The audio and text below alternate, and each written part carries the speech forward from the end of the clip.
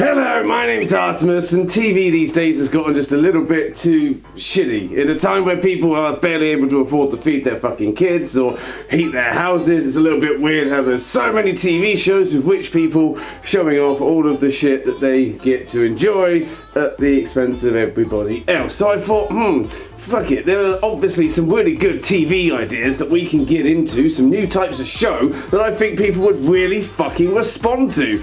So this is basically my pitch. If any particular streaming service might want to pick these shows up, I'm available for meetings. Let's get into them.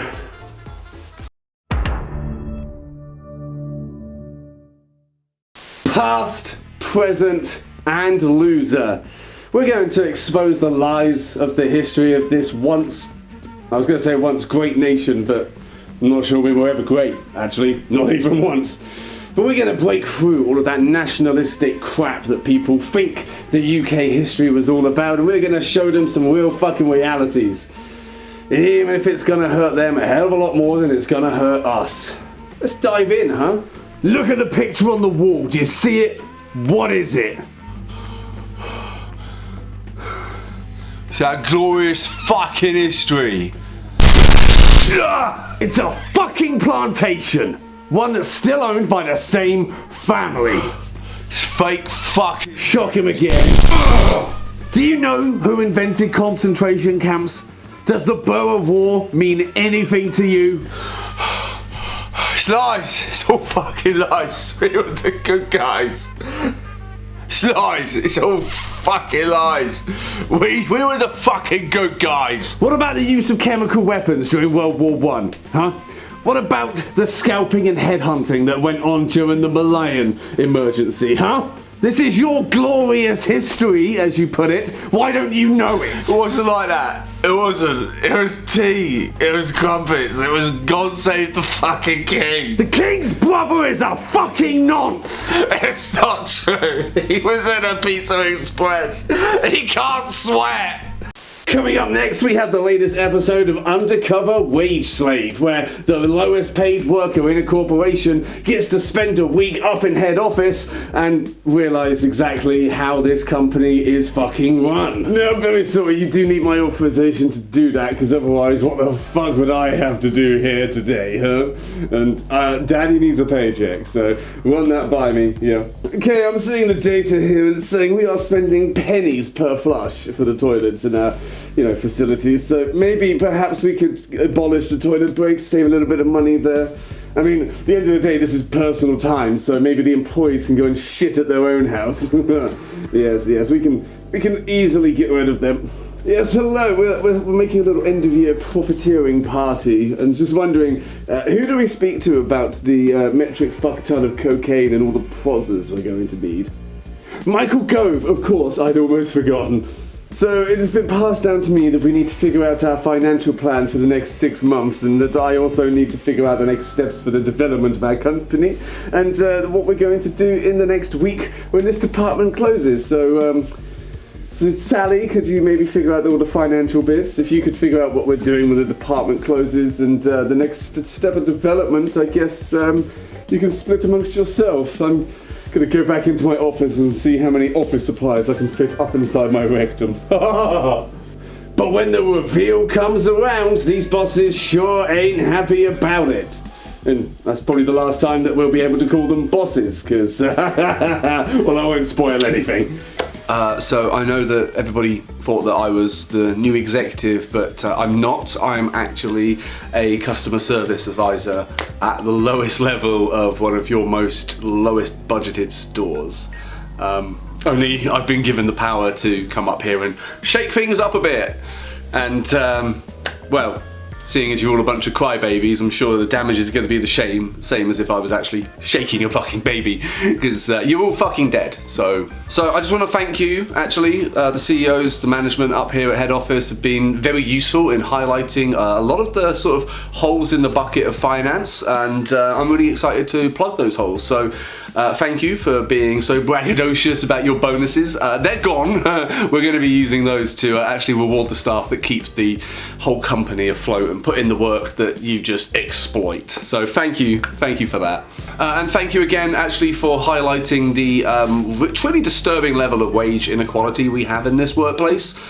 Seeing as some of you actually get paid 15 times as much as the lowest level staff, I believe it's only fair that you should be doing 15 times as much work. So we're going to be rebalancing everybody's wages, and we're not going to have so much of a top heavy structure.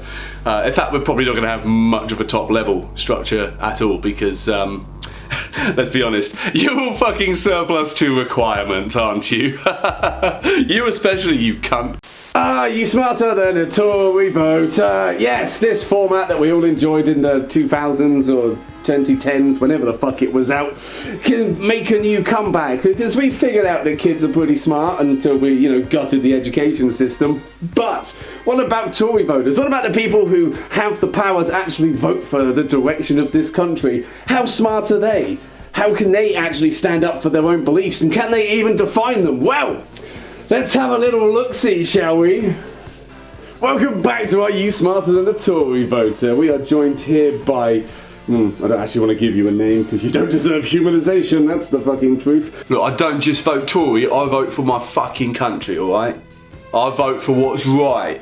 And that's keeping this country right. Right! Keeping this country right. And our next question is, for £100, could you please define the word woke? Just a bunch of snowflake crybaby bastards who want nothing more than to destroy everybody else's life and force their fucking agenda down everyone else's throats and force us all to live by it. Oh, that is in fact the incorrect answer. That is, though, a very good description of what you are like as a person. But no, that is not what we were looking for. What we were looking for was being alert to racial prejudice and discrimination. That is the exact definition right there.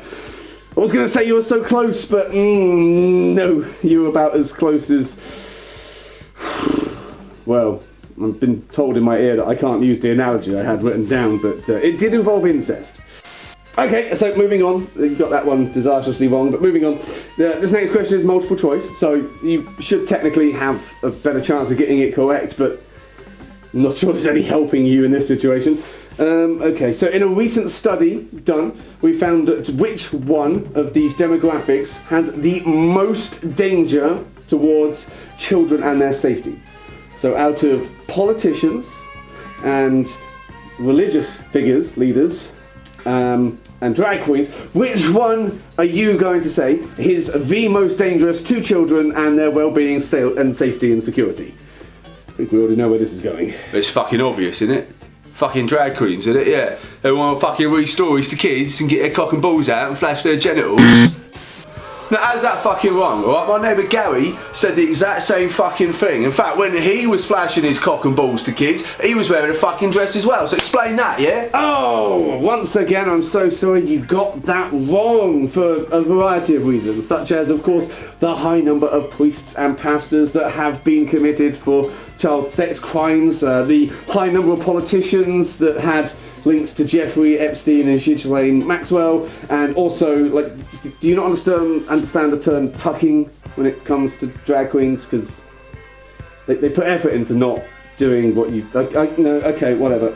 Well, thank you for playing anyway. It's always a pleasure to try and educate some of you ignorant, stubborn motherfuckers, and it's also a joy to watch the light go out of your eye when you realise you're on the wrong side of history. But hey, let's take a look at what you could have won. Some of these prizes you might already have. Yeah, alright. What fucking ever? Hang on. The fuck do you mean you want a fucking divorce? Our top prizes this week include... the death of the relationship with your children due to your own stubbornness and bigotry. The end of your long-term relationship because they found out that you just cannot let some things go. And, of course, an eternal place in the history books as one of the dumbest motherfuckers to have ever fought so hard for such a ridiculous position. Oh, don't you worry. I feel like everybody who comes on the show is a winner anyway, so you get to take those prizes home with you today. Congratulations, you miserable cunt. Everybody say goodbye. Goodbye to this pathetic excuse of humanity who has absolutely no bearing on the rest of the world anymore. Bye.